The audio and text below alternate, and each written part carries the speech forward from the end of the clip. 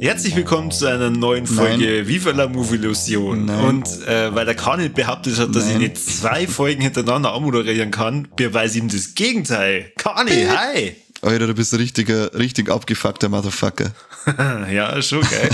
Und du weißt ja ganz genau, warum das so ist, weil ich total crank bin. Komplett crank, ja, voll. Aber unsere Hörer wissen gar nicht, warum es zweimal anmoderieren heißt. Weil wir gerade eben nur mit Mike zusammen über Starship Troopers geredet haben. Und deswegen zweimal anmoderieren. Und Kani, du darfst jetzt nämlich sagen, über was wir heute reden und dann gleich nur die Handlung zu dem Film erklären. Oh Gott, oh Gott, oh Gott. Ja, du hast es ja schon angeteasert mit deinem unglaublichen Wortwitz, dass du crank bist. Wir reden heute über Crank. Und warum reden wir über Crank? Weil Crank nämlich am 21. September 2006 15 Jahre alt wird, zumindest nach Deutschlandstart gerechnet. Und da haben wir uns gedacht, da kann man noch mal drüber reden, weil ich hab schon ewig nicht mehr gesehen, den Film, und hab wieder mit Bock drauf gehabt. Ich hab nur noch gewusst, dass er mir im Kino schon voll gefallen hat und die paar Mal, wo ich ihn daheim gesehen hab. Und ja, anlässlich zu dem Geburtstag haben wir es durchgezogen. Genau. Um was geht's bei Crank? Der Jeff Chelios wacht auf, hat eine DVD mit Fat Fuck You draufstehen am Tischling und schaut sich die an und erfahrt dann, dass sein Widersacher, der Verona, einen Beijing-Cocktail ins Knack eingekaut hat und er sterben wird, leider. Wie kann er es verhindern? Gar nicht. Er wird definitiv sterben, heißt's, aber er kann es auszögern, dass er stirbt, indem er immer Adrenalinschübe kriegt. Also er muss die ganze Zeit irgendwas machen, dass das Pumpen sauber geht. Und ja, das führt natürlich, wie die Situation vermuten lässt, zu absolut verrückten, übertriebenen Einlagen, die völlig überspitzt und lustig sind.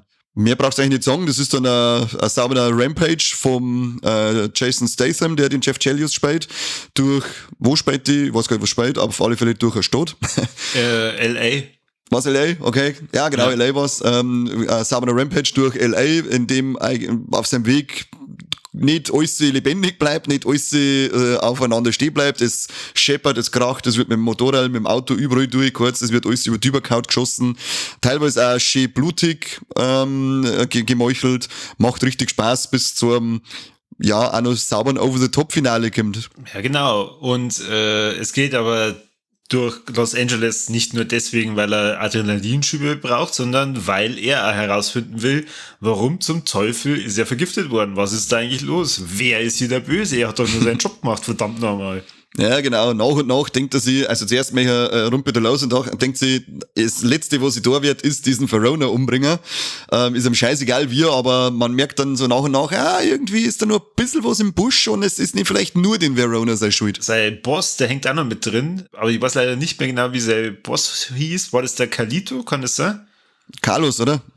Ja, in echt heißt er Carlos Sanz und er ist später Carlito, genau. Ja, genau, weil der war auch nicht so ganz einverstanden mit den ganzen Methoden, die der Jeff Chelios da gemacht hat, beziehungsweise, ich glaube, der letzte Auftrag, den er gemacht hat, war irgend so einen Triadenboss zu killen. Mhm. Den Don Kim. Genau, und der Carlito und der Verona haben die dann gedacht, dann schirmen wir da mal schön den Jeff Chelios als Sündenbock dahin und bringen den gleich noch um, damit wir keinen Stress kriegen mit den Triaden. Das ist ja gar nicht so schön vor einer gewesen. Na, das ist nicht so nett. Ich meine, wir kennen das alle, wenn wir so einen Auftrag machen, dann kriegen wir am Ende halt unser Geld und dann können wir sauber mit in den Urlaub fahren. Aber da, doof gelaufen. Aber doof. Ich meine, wir kennen das alle vom Wochenende, wenn wir mit so einem Gift vergiftet werden und erstmal Adrenalinstöße brauchen. Wir rätseln natürlich ja erst einmal so ein bisschen. Was ist das für ein Drogencocktail, den wir da eingeflößt haben und was passiert da auf einmal? Genau, in welche von die 15 halbe am Samstag haben sie wieder was eingeworfen?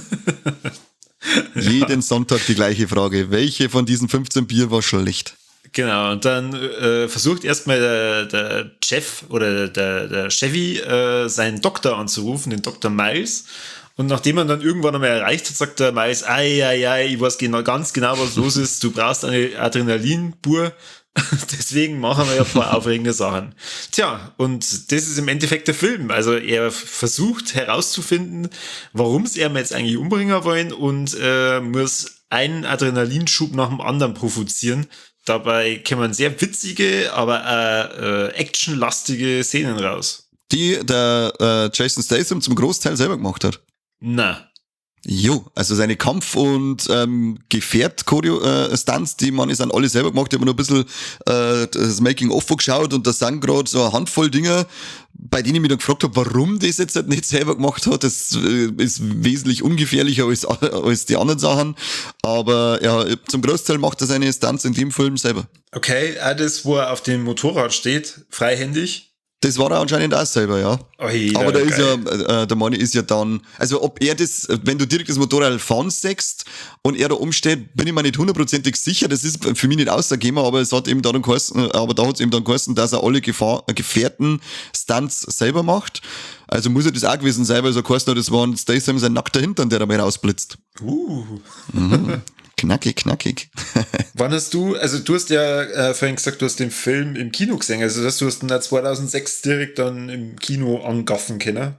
Ja, da habe ich gleich ins Kino müssen, weil mir der Trailer damals schon, da haben wir gedacht, was wird das? Das schaut so abgefuckt aus, das muss ich unbedingt anschauen und genau das war's dann auch, der Film, das sind, ich glaube in der Kinofassung waren es 85 Minuten und später hat es den Extended Cut gegeben, der ist dann 90 Minuten gegangen und ist halt 90 Minuten geballtes GTA-Feeling, das sie behaupten. Verrücktes GTA-Feeling. Also nur mal GTA on top. Weil gerade wir den Adrenalinschub mit Eve, also mit der Amy Smart, über die wir vorher schon geredet haben, in Starship Troopers. Genau. Haben wir provoziert, das kommt so bei GTA, glaube ich, nicht vor. Ja, du kannst aber auch bei GTA Bunga machen, gell? Ja, schon, aber nicht. Aber nicht mitten in Chinatown vor einem Haufen Zuschauer. Nicht mitten in Chinatown. Er war so männlich und so groß. Na, vor allem, was ich halt cool finde, ist neben den ganzen Action-Szenen der richtig coole Soundtrack, der da mit reinkommt. Der ist brutal. Ich habe mir für später, wenn wir darüber reden, was uns gut gefallen hat und was uns schlecht gefallen hat, meine Lieblingsszene dann rausgesucht mit dem Lied, aber später dazu mehr. Was darfst du dazu sagen? Wie stark ist der Film durch einen Jason Statham denn getragen? Also wäre das jetzt in heutiger Sicht für die genauso ein cooler, erfolgreicher Film, also erfolgreich im Sinne von, damals, wo der rausgekommen ist, hat, glaube ich, fast jeder über den Film geredet, wenn es jetzt irgendein 0815er Schauspieler gemacht hätte? Nein, ich glaube nicht, weil in dem Film, der Statham ist zwar jetzt nicht unbedingt der Charakterdarsteller, aber für den Film passt seine dämliche Fresse irgendwie so geil. Weil der die ganze Zeit so ein geiles Gefriss zieht, also ich muss eigentlich viel von seiner dummen Mimik, von der er nicht so viel hat, da muss er schon die ganze Zeit lachen. Das Einzige, was den Film noch besser gemacht hätte, war die erste Wahl für die Hauptrolle gewesen, und zwar der Nicolas Cage. Der hat aber aus Termingründen nicht zusagen können, weil der hätte dann die richtig geile Mimik dazu gebracht für den Film. Das kommt, weil das wahnsinnige Geschau, das hat er schon fast als normales Geschau drauf, der Kerl. Aber das können wir auch gut vorstellen. Aber ansonsten macht mir der Statham in dem Film ultra viel Spaß. Das war nur so die Zeit, als ich ihn gern gesehen habe. Da war also der erste Transport, weiß jetzt nicht, wie lange das der her ist, aber zu der Zeit waren das einfach nur so Filme, wo ich gesagt habe, cool, Jason Statham, den mag ich, den sehe ich gern. Hat sich mittlerweile ein bisschen geändert, weil irgendwie seine ganzen Filme dann gerade noch Abziehbilder von seinem vorherigen Film gewesen sind. Drum schauen wir den. Wenn ich mal Bock habe auf Statham, dann schauen wir am liebsten Crank an. Ja, oder Bube, Dame, König, Gras, da finde ich eigentlich auch ziemlich cool. Aber Crank sind natürlich die herausragendsten Filme in seiner Filmografie. Aber ich hab das deswegen gefragt, weil ich habe mir vor einer Zeit Hardcore Henry angeschaut. Kennst du den? Ja, den kenne ich auch, der ist auch geil. Ich meine, das ist ein bisschen eine andere Art, weil sie ja aus dieser Ego-Perspektive gefilmt worden ist. Ja. Aber ich finde von diesen ganzen von der Handlung her geht es so ziemlich in die gleiche Richtung und von dem Actionwechsel, aber der ist ja ziemlich untergegangen im Gegensatz zu Crank, obwohl es von der Idee her ja nochmal eine Schippe drauf ist. Leider ja. Wir haben den damals im Fantasy-Filmfest gesehen, hat sogar Kotztüten dazu gegeben, die glaube ich habe ich noch irgendwo rumliegen. Und der Hardcore Henry, der war ziemlich geil, ja, das war ziemlich geil gemacht, aber der ist ja nicht in Fake-Kinos bei uns gelaufen. Also, wir haben ihn eben im Fantasy Filmfest in Minga gesehen und ich glaube, das nächste Kino, das noch in der Nähe von unserem niederbayerischen tiefen Bauern-Outback codet, war irgendwo in Ringsburg gewesen. Okay. Der war leider gar nicht mit so viel Kopien bedacht bei uns hier unten. Ja, aber wie schon gesagt, der fällt da gar nicht so stark auf wie jetzt bei Crank, weil ich glaube, für 2006, sowas gab es halt in der Form noch nicht. Also zumindest wäre mir das nicht bekannt, dass du so einen bunten Blumenstrauß an Szenenwechsel da mit drin hast. Weiß nicht, ist das damals auch so gegangen, wo du denn das erste Mal gesehen hast? Ja, vor allem die Machart schon allein, die war so geil immer, da war ich dann auch ganz gespannt aufs Making-of damals noch, wie sie das machen, weil die Aufnahmen so, das war voll neu, völlig verrückt, so nah dran und so trotzdem so, allein die Motorradszene, die du vorher gesagt hast, dass der da dahinter so hin und her fährt und dann schaust du das Making-of und dabei sind die Regisseure, die beiden, beziehungsweise einer von denen zwei, ich weiß jetzt nicht, ob es der Neville Dean oder der Taylor war, aber einer von denen zwei ist ein recht begeisterter Hobby-Inline-Skater und hat die ganzen Aufnahmen mit Inline-Skates gemacht, indem er, also immer wenn er ziemlich schnell läuft und irgendwo neu fährt, ist da der Inline-Skater-Regisseur, sag ich jetzt mal, dahinter drauf auf Inlines neu gefahren.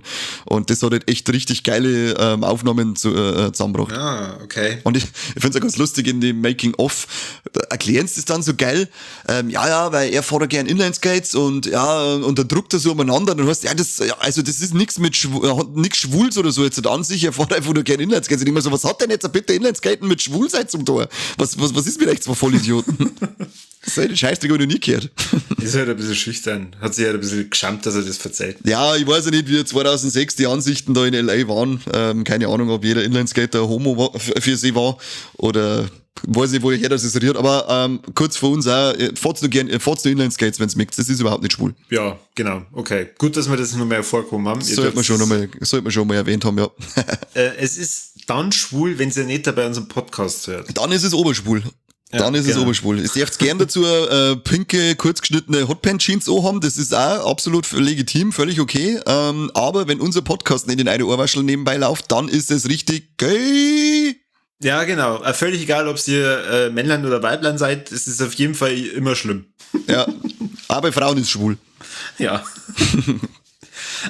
Aber du hast eigentlich ein ziemlich cooles Detail noch mit O geschnitten, und zwar es sind 2 Regisseure. Ja. Yeah. Und ich glaube, der Jason Statham hat da einmal in einem Interview gesagt, dass das ja schon ein Risiko sein kann, wenn man 2 unterschiedliche Personen da hat, die Regie führen, weil ja doch jeder mit einer eigenen Vorstellung rankommt, aber er hat es dann so beschrieben, dass er gesagt hat, naja, aber man kann Glück haben und das ist so wie beim Fischen mit einem Netz, wenn du halt allein mit einem Netz fischst, dann kannst du natürlich nie so viele Fische fangen wie zu zweit. Ist das nicht schön? Ich hätte man nicht gedacht, dass der Statham mit Worten so malen kann. Wow. Und ich hätte auch nicht gedacht, dass man das nur mehr so schön umschreiben kann, gar nicht.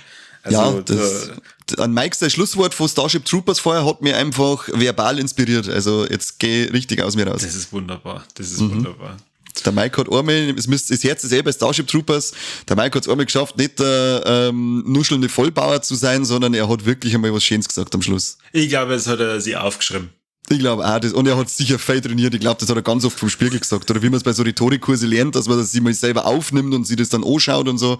Also der Mike hat wirklich viel Arbeit in das Schlusswort von Starship Troopers gesteckt. Also vielleicht würdigt es ein bisschen und kommentiert es noch mit runter, dass das Beste an der Folge das Schlusswort von Mike war und so. Da hat es ihm einen riesen gefallen, der hat kein Ego nicht, der pusht das immer ein bisschen. Ja, bitte, das war echt ein Anliegen von uns. Ja, das geht uns echt neu. Wollen wir nur einen kurzen Exkurs machen in Richtung Crank 2? Ah, der ist bei mir so lang her, aber wir können es gerne machen, weil ich werde mir jetzt demnächst nochmal anschauen. Vielleicht nehmen wir sogar eine Folge auf, keine Ahnung, wie gut das uns gefällt. Ich weiß aber von der Story her nicht mehr so viel, dass logischerweise der Jeff Chelios nicht stirbt. Im ersten Teil, wie wir ja am Anfang angedeutet haben, muss er ja sterben, weil es anders nicht geht. Er schafft es in den zweiten Teil. Genau, aber ich bin mir jetzt pass auf, beim zweiten Teil sind es ja, glaube ich, keine Adrenalinstöße mehr, oder? Sondern er braucht immer wieder so Stromschläge, dass der Herz wieder in Gang kommt. Ich kann's da nicht mehr sagen, wie es im zweiten Teil genau hergegangen ist, aber es kann schon sein, weil das Cover, meine ich, da hat er doch auch so die Fremdstarterkabel vom Auto hat er doch an der Zunge hängen. Ja, genau. Das kann schon gut sein, dass da dann rein um Stromstöße und so weiter geht. Ja, also 3 Jahre später ist die Fortsetzung gekommen, mir hat's Spaß gemacht. Sie war aber überall, also zumindest kann ich mich nur daran erinnern, dass es Spaß gemacht hat, aber ich weiß nicht immer viele Details, das war halt aber trotzdem alles nochmal eine Schippe drauf. Und halt dann so ein bisschen trashig, wenn du dann die Szene denkst, wo es dann irgendwie so Godzilla-Puppenmäßig in einem großen Kraftwerk drin umeinander kämpfen. Kannst du dich daran erinnern? Ja, stimmt. Das ist ein bisschen zu viel over the top da. Es war eine Schippe zu viel, diese Szene, aber ich müsste aber echt nochmal anschauen, weil ich nicht mehr alles sagen kann. Aber um den Exkurs weiterzuführen, es ist ja schon seit Jahren im Gespräch, dass Crank 3 kommen soll. Aber das wird wahrscheinlich nicht mehr kommen. Keine Ahnung, also ich habe nur was gelesen von der Amy Smart. Sie hat gesagt, ja, sie ist angesprochen worden für Crank 3, sie hätte Bock drauf. Es soll auch kommen, aber ohne irgendeine Info zum Zwischenstand. Aha, okay. Aber jetzt ist mittlerweile über 10 Jahre her. Leute. Also ich bin da kein Fan davon, wenn man dann irgendwie 10 oder 15 Jahre später sich entschließt, okay, jetzt haben wir nur den dritten Teil oder den was weiß ich, wievielten Teil nur raus, weil die Fans das ja unbedingt wollen. Also ich finde den zweiten auch nicht schlecht, ich finde ihn nicht so gut wie den ersten, einfach deswegen, weil es genau die gleiche Formel ist. Ja. Wir haben wieder einfach eine Jagd, mehr oder weniger, durch L.A., und es sind fast alle Charaktere dabei, auch Charaktere, die vielleicht gestorben sind. Also, weil da bringt man halt einfach den Bruder dann mit rein, nur mit einem anderen Tick. Das waren so Sachen, wo ich mir gedacht habe, okay, ja, ihr habt's gesehen, Formel Nummer 1 funktioniert, aber ich kann mir ja für Formel Nummer 2 vielleicht ein paar mehr Änderungen vorstellen. Oder ich kann ja ein bisschen mutiger sein und was Ganzes anderes draus machen oder so. Aber okay, naja. Never change a running system, gell? Das ist wahr, ja. Ja. Ich weiß aber jetzt auch nicht, wie der funktioniert hat, der zweite Teil, wie der dann noch erfolgreich war. Aber wenn ein dritter Teil im Gespräch war, soll jetzt anscheinend gelangt haben. Vom Budget her war der zweite Teil bei 20 Millionen und Box Office war bei ungefähr 34 Millionen. Mhm. Kann ich mir jetzt vorstellen, dass sie dann gesagt haben, okay, er hat zumindest das Budget wieder reingespielt, lassen wir es gut sein. Ja, da ist natürlich der erste Teil mit einem Budget von 12 Millionen und Boxoffice von 42 Millionen oder fast 43 Millionen natürlich schon deutlich erfolgreicher. Also das erklärt dann auch, warum der Cast und auch die Regisseure sich dann nochmal für einen zweiten Teil die Mühe gemacht haben. Aber naja, wie schon gesagt, für mich muss jetzt ein dritter Teil nicht noch extra gemacht werden, außer er spielt nur mit der Amy Smart. Ja, die Amy Smart, die geht immer. Ja. Die ist echt cool. Da bin ich ganz dabei, ja. Sie ist in der Rolle äußerst bezaubernd, vor allem in dem Gespräch in dem Café oder wo sie drinnen sitzen, wo sie dann ihren Schluck aufkriegt, der echt ist. Das finde ich eigentlich ganz cool, dass sie das dann so drinnen lassen haben, dass sie einfach mit dem Schluck auf weitergespielt haben, weil das einfach ein bisschen, finde ich, bringt einfach so eine schöne, reelle Stimmung mit ein. Eine Menschlichkeit, Kani, eine Menschlichkeit. Genau, bei dem ganzen Film, wo Menschlichkeit komplett fehlt, weil es nur Kanonenfutter sind alle, bringt sie mit Schluck auf den Funken Menschlichkeit in dem Film eine. Boah, in dem ersten Film ist ja auch die Szene mit drin, wo der eine sie zum Beweis, dass er Scheiße gebaut hat, die Brustwarze abschneiden muss mit dem Messer. Oh Gott. Oder ist es der erste oder ist es der zweite? Nein, ich glaube, es ist der zweite mit dem Nippel, oder? Oh Gott, furchtbar. Ja, aber hat eh zwei, das ist ja wurscht. Ja, genau. Das können wir ja auch problemlos machen, gell? Ja, easy. Der Mike hat das schon mal gemacht, soweit ich weiß. Ich weiß zwar nicht, ob ich die Anekdote verzeihen soll, aber er hat einmal ein Nippelpiercing gehabt und beim Autotier zuhauen hat sie die Türe an seinem Piercing eingehängt. Dann hat es geheißen, auf Wiedersehen, Nippelpiercing und Stückchen vom Nippel. Aber Narben machen sexy. Ja, vor allem Nippelnarben. Was ist denn deine liebste Art und Weise, um den Adrenalinkick, wie er die Adrenalinkicks kriegt in dem Film? Du meinst, abgesehen von der Chinatown-Szene? Abgesehen von der Chinatown-Szene, die wird jetzt rausgenommen, weil das war natürlich ja meine, aber das zählt jetzt nicht. Ich bin mir gar nicht sicher, ob das so der Hammer-Adrenalinstoß ist, aber es ist meine Lieblingsadrenalinstoß-Szene, wo er halt dann echt so ecky-brecky hart in dem Taxi drin sitzt und immer wieder dann gegen den Stuhl tritt und man sitzt dann von außen, wie das Auto so vorbeifährt und wie geil da er drin sitzt und sich mit dem Lied versucht, einfach hoch zu pushen. Weil jedes Mal, wenn ich das Lied höre, denke ich immer an die Szene. Das ist echt super. Aber da frage ich mich auch, ob das so viel Adrenalin freisetzen hat. Ey, das musst du mal machen. Ohne Scheiß. Bei dem Beats da einfach richtig mitwippen und dann am besten nur mitsingen, das... Na, unsere Taxifahrer bei uns runter sind alles fotzenlästig. Da brauchst du das nicht auch noch machen. Du kannst es ja mal daheim machen. Ja, aber da hast du erst recht kein Adrenalin. Da musst du doch irgendein Fremder dabei zuschauen, weil ich glaube, der Charme, der kann noch ein bisschen Adrenalin mit auskicken. Ach du, ich glaube, dass der da gar keinen Charme hat. Meinst du nicht? Nein. Ich weiß nicht. Aber wenn du so fragst, dann hast du bestimmt eine vorher geilere Szene, oder? Ich weiß auch, ich schwanke ein bisschen einfach zwischen dem einfachen Nasenspray einballern, wo wir ja einen der tollsten Cameo-Auftritte haben. Ja, mit dem Linkin Park-Sänger. Genau, Chester Bennington, der geil in der Apotheke die ganze Zeit drüber flüstert, Nasenspray, da ist ein Haufen Epinephrin drin. Finde ich ziemlich cool. Ja, und ich fand dann an sich die Szene einfach geil, weil wie viel von der Spritzen hätte sie einhauen sollen? Ein Viertel, und er haut sie einfach alles eine. Und dann lauft er doch so geil überdrüben aus dem Aufzug raus und schreit und wo es dann alles so durchfragt, dein Herz rast wie verrückt, check, du hast eine eiserne Latte, warte, muss ich nachsehen, check. Für die ist eigentlich die lustigste Szene, was Adrenalinkick angeht. Ach, der ganze Film ist lustig. Das stimmt, ja. Es ist wirklich, der Film glänzt wirklich. Da bin ich Zuschauer gut unterhalten. Die 1,5 Stunden vergängen wie im Flug.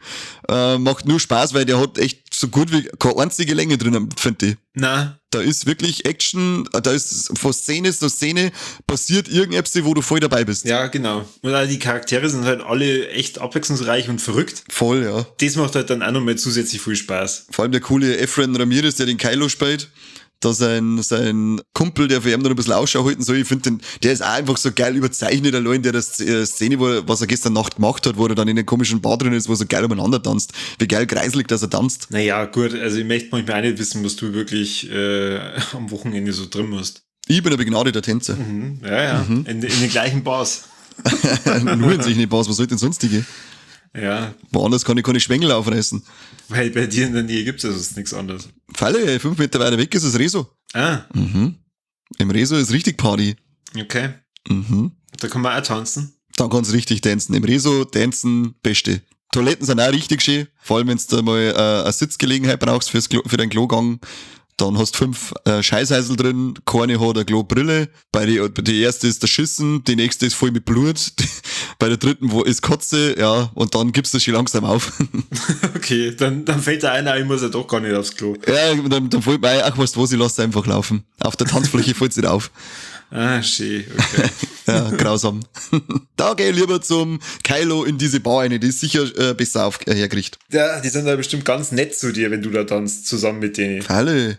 Der Kylo war sowieso ein ganz sympathischer Kerl. Ja, genau. Aber wie schon gesagt, im zweiten Teil bringen sie den einen oder anderen dann wieder, der im ersten eventuell auch stirbt, nur halt mit ein paar anderen Ticks. Der ist einer davon. Echt? Das weiß ich gar nicht mehr. Doch, nicht alle Freunde vom Jeff überleben den Film. Ja, traurigerweise erwischt unseren Kylo am Ende. Ja. Und wir kreislig. Aber er ist ein geiles menschliches Schutzschild. Hast du dir jetzt den Extended Cut auch geschaut? Mhm. Und? Wahnsinn, oder? Also grandios, was die da für Szenen dann einbaut haben. Also ich hab mir gedacht, boah, geil, 5 Minuten länger, da müssen ja ganze Handlungsstränge ausgeweitet worden sein. Die Handlung muss ja ein ganz anderes Ergebnis zum Schluss dann eigentlich bringen. Tja, und dann habe ich mir den Extended Cut angeschaut und habe gedacht, das ist doch ganz genau der gleiche Film wie ich habe also gedacht, die haben doch eigentlich, was haben denn die länger gemacht? Einen Abspann vielleicht? Na, also, wenn es interessiert oder wer sich jetzt denkt, oh Gott, ich habe ja nur die normale Fassung von Crank, da gibt es einen Extended Cut, oh, den brauche ich. Moment, schaut sich bitte vorher bei Schnittberichte mal den Schnittbericht an. Es ist nämlich echt traurig. Weil die haben einfach nur entweder den Anfang oder das Ende von den Szenen nur verlängert. Also das heißt, bei dem einen sieht man dann mal, wie er blinzelt, beim anderen sieht man, wie er ein paar Sekunden früher im Bild ist oder wie er seine Jacke zurechtzirkt. Ja, also lauter so ganz wichtige Szenen und die haben das einfach durch den ganzen Film durchzogen oder die Apothekerin, die schaut länger im Bild und das ist halt echt so richtig gut gemacht, dass der Film dadurch 5 Minuten länger dauert. Das wird ein ganz anderer Film, das ist ein ganz anderer Film.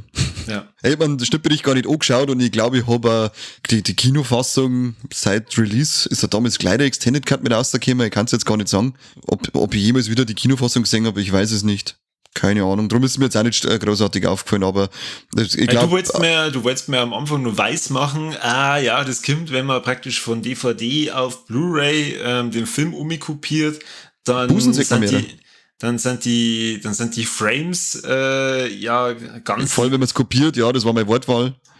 Wenn man es nämlich brennt, wenn man DVD auf dem Computer lädt und dann brennt man Blu-ray, da gehen die Unterschiede. Ja, genau, so hast es du mir erklärt. Genau. Na, ich schaue jetzt auch gerade noch mal nebenbei den Schnittbericht durch. Also, das ist weniger rentabel. Ja. Wie gesagt, eine Brust mehr. Wenn der Doktor massiert wird, das ist anscheinend zusätzlich, sagt man ein bisschen mehr der Busen. Der Dialog zwischen ihm und seinem Boss am Kalito, ist ein bisschen länger oder ein paar Sekunden mehr. Aber, da sagt man mal ein bisschen mehr der Blut. Yay! Aber ansonsten, egal was du daheim habt, es macht nichts verkehrt. Es macht Gott sei Dank nicht zu viel kaputt, von denen, dass dann 5 Minuten länger dauert, weil da war natürlich die Gefahr, dass er dann vielleicht ein wenig einen Durchhänger kriegt, aber das kriegt er Gott sei Dank nicht. Er bleibt trotzdem genauso knackig und actiongeladen spaßig, wie er in der Kinofassung war. Ja, auf jeden Fall. Auf jeden Fall. Aber du bist ja fast dann schon beim Fazit. Das heißt, du kannst jetzt schon gleich damit loslegen, was cool ist und was nicht so cool ist. Ich beim Fazit? Wie kommst du jetzt auf das? Ja, das klang gerade für mich so in meinen Ohren. Ach so. Was ich, bevor ich zum Fazit komme, nur eine kurze Randnotiz. Hast du Force Unleashed gespielt? Star Wars? Ja, genau. Na. Weil da ist nämlich wenn der Jeff am Schluss zu dem Hochhaus kommt, wo dann das große Finale ist ja wird er von 2 Leuten abgeholt und da ist einer der Schauspieler, der Sam Witwer, und der hat den Starkiller gemimt in die Force Unleashed Spiele. Ist das die Hauptfigur von Force Unleashed? Ja, genau. Gerade nochmal für euch, dass wisst, auf wen das schauen müsst, wer cool ist. Auf Chevy. Weniger. Aber die haben ja sogar die Szenen im Hubschrauber, sind ja wirklich im Hubschrauber gedreht worden, gell? Das ist kein Greenscreen. Was? Echt? Aha. Da, wo es in der Luft sind, Ja, genau, da haben sie dann das sechste mich dann auch im Making-of. Also die Szenen im Hubschrauber sind echt. Da hat sich ja dann der Darsteller, der in Verona spielt, wie heißt der denn? Der José Pablo Cantillo, der hat sich da dann sauber den Kopf angehauen, dass er mal nicht sogar Platzwunden oder mindestens eine Beule am Shell gehabt hat, um an der Kanten. Das sechste in die Making-of dann schön, weil dann schauen sie sich die Szene an und dann sitzt er unten und hat so riesige Eistüten auf dem Kopf drauf liegen, dass die Schwellung abklingen kann. Und das Einzige, was da mit CGI gemacht worden ist und auch von den Stuntmännern gemacht worden ist, wenn es aus dem Hubschrauber rausfallen. Die Szene haben dann Stuntmänner vor dem Greenscreen praktisch draht, das lassen sie sich dann von so einer hohen Kanten in einer Luftkiste reinfallen. Aber ansonsten ist es wirklich mit dem Hubschrauber umeinander geflogen worden und sie haben da gedreht. Und auch der freie Fall vom Steffen ist auch... Der ist tatsächlich auch echt. Die haben da eine riesige Anlage dann aufgebaut. Zwischen die Häuser und lassen die dann praktisch mit so einem Kran-Ding, den da runterfallen. Na. Doch. Der Aufprall ist dann natürlich wieder Greenscreen, das ist klar. Aber die Aufnahme von ihm, auf ihm drauf, das ist, da wird er mit dem Kran, mit dem Seilzug und so weiter, wird er dann nach unten fallen lassen. Das ist natürlich dann kurz vorher abbremst. Und das haben sie dann ein paar Mal gemacht, weil er dann eben auch sagt, schreit dann jemand so geil, dass mittlerweile voll cool ist und die haben schon voll taugt, dass er da die ganze Zeit runterfallen darf. Ja, dann muss ich mir den Film ja fast nur mehr anschauen und dann da nur mehr Wert drauf legen beim Runterfallen und mir dann denken, boah, leck der Kahn, ich hab gesagt, das ist alles echt. Ja, also bei dem Film ist echt so einer, wo sie die Making-ofs wieder mal richtig rentieren. Das ist recht cool in der alten DVD. Im DVD-Steelbook war so eine Special-DVD dabei und die hat dann ausgeschaut wie die DVD im Film. Steht auch nur Fett Fuck You drauf. Und da sind echt coole Extras dabei. Das war dann auch der Efren Ramirez, der den Kylo spielt, der ist dann, sie haben ja überhaupt keine Kohle gehabt, das richtig Werbung machen und darum haben sie irgendwie schauen müssen, was treiben und da gab's irgend so komische spanische Fliege, die anscheinend auch immer so voll ordinär Interviews geführt hat. Die haben sie halt dann hergenommen, anstatt dass irgendwo richtige Auftritte gehabt haben. Und dann haben sie halt auch damit geworben, dass wenn es irgendwo aufgeführt werden, diese Crank-Werbungen, dass dann dafür der Jason Statham Werbung und Shoutouts für ihre Websites machen. Und so haben wir jetzt dann auch, was weiß ich, wie viel x Millionen Aufrufe dadurch generieren können, ohne dass sie großartig Budget ins Marketing stecken. Okay, cool. Dann hast du trotzdem fast überall ins Kino geschafft. Ja, wir brauchen eigentlich auch nur einmal irgendwie so einen Prominenten, der für uns, wo wir dann sagen, wenn es ist, unser Podcast als Werbung auf eurer Website schaltet, dann macht er einen Shoutout für eure Seiten. Ja, dann, lieber Markus Söder, wir sind offen für Sie. Ja, genau. Die Partei CSU hat bald nicht mehr viel zum Tor, weil die Werte fallen ja wird's auch. Kann das irgendwie dann schon mal Zeit nehmen für uns, dass er sagt, okay, dann schmerzt ihr euch halt mal irgendwie einen Jingle, speiere ich euch oder schmerzt euch da noch ein kleines Intro ein. Viel Spaß jetzt hier bei Viva la Movilusion, euer Markus. Wenn Sie ganz nett sind, dann lassen Sie auch das Schlusswort sagen mit dem der beste Podcast der Welt. Aber ich darf Welt sagen. Ja, und er sagt dann nicht im Bayern-Ländle. Oh Gott. Wow, das wird super. Also, Aufruf ist raus an Markus Söder. Jederzeit herzlich willkommen bei uns. Alles für die Klicks. Alles für die Klicks. Da ist dann also bei den Making-ofs ist dann von den kleinen Shoutouts, von dem kleinen Interview vom Statham ist dann auch so ein Ausschnitt dabei. Es ist jetzt nicht geil, weil er nur Bullshit die ganze Zeit redet und sie fragen irgendwelche komischen Sachen und ich glaube, dass es irgendwie in die Richtung gegangen ist, wie geil, dass er Amy smart findet und ja, das schon passt jetzt ungefähr und dann kommt die nächste Frage, ob er gern ihr Toilette sein möchte. What? Er beantwortet die Frage nicht, aber ich würde sagen, ein klares Ja. Naja, also der Film ist jetzt mittlerweile 15 Jahre alt. Die wird jetzt auch anders ausschauen. Ich finde, dass man von der Amy Smart sieht man fast nicht mehr so viel, gell? Das stimmt, ja. Was hat man die als letztes irgendwo gesehen? Ja, freilich bei Stargirl, die war die Mom vom Stargirl jetzt. Die Mom? Oh Gott. Ja, genau. Und sie ist immer noch eine äußerst hübsche Frau. Also, Statement bleibt, ich war gern ihr Toilette. Was bei Shameless hat die auch mitgespielt. Aha, Tatsache. Da schaut's aber nur echt gut aus. Die schaut immer nur echt gut aus. Lass jetzt in Ruhe. Ja, keine Ahnung, ich hab... Dein normaler Frauenhass gelangt nicht mehr. Jetzt muss er nur gegen alte Frauen explizit gehen, oder wie? Oder ältere Frauen. Nur weil du sagst, ja klar, bei Stargirl, da war sie die Mutter, ich kenn Stargirl gar nicht. Die ist Mitte 40, diese Frau. Ja und? Melf. Ja, gut. So, jetzt... Mal wieder zurück zu Crank. Sag uns jetzt endlich, was findest du super und was darfst du dem Film nur eher angreifen? Also richtig super finde ich den Spruch, den der Chelios zum Verona sagt, als heißt, du warst das letzte Mal eng, als sich dein Bruder in der dritten gefickt hat.